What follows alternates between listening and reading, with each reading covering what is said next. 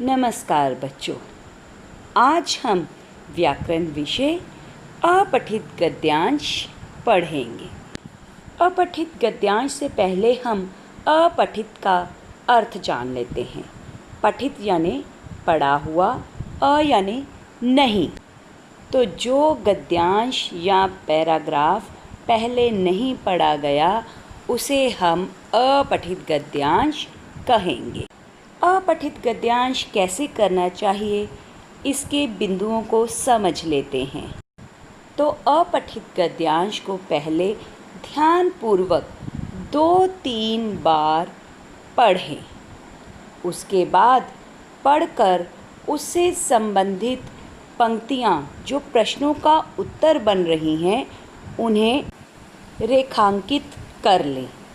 यदि बहुविकल्पीय प्रश्न हैं तो विकल्पों पर विचार कर सही उत्तर चुनने का प्रयास करें। बच्चों, अब बारी आती है शीर्षक चुनने की, जिसे आप हेडिंग, टाइटल भी कहते हैं। शीर्षक अर्थात नाम कि उस अपठित गद्यांश को आप क्या नाम देंगे। तो बच्चों, शीर्षक चुनते समय हमें कुछ बिंदुओं का ध्यान रखना है, जैसे शीर्षक गद्यांश के मुख्य भाग पर आधारित हो, संक्षेप और सटीक हो। संक्षेप यानी छोटा, सटीक जो बिल्कुल उचित बैठता है। इसके अतिरिक्त आप कोई सुंदर से मुहावरे का भी प्रयोग शीर्षक के रूप में कर सकते हैं। तो चलिए अब हम इस अपठित गद्यांश द्वारा अभ्यास करते हैं। चिंटू और मिंटू 2 भाई थे। दोनों ने कुछ पशु पक्षी पाल रखे थे।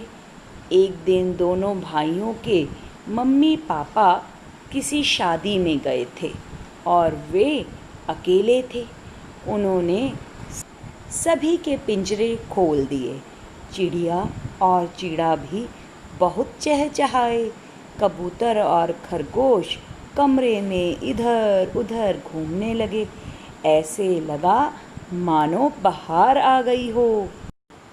तो बच्चों, अब हम इस अपठित गद्यांश के कुछ प्रश्न उत्तरों को हल करेंगे।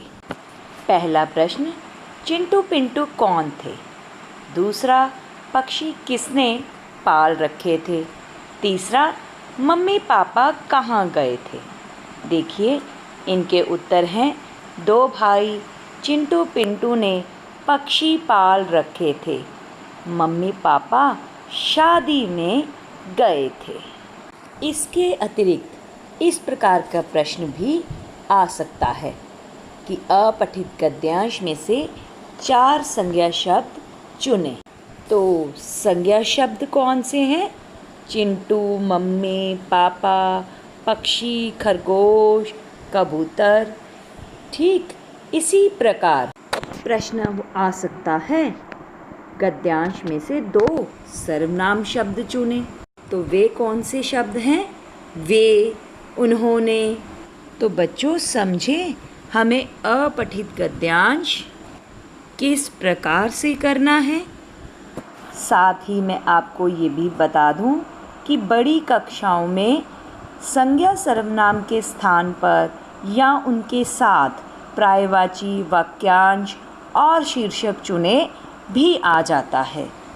तो मुझे आशा है आप इन बिंदुओं का ध्यान रखते हुए इस प्रश्न का हल कर पाएंगे। धन्यवाद।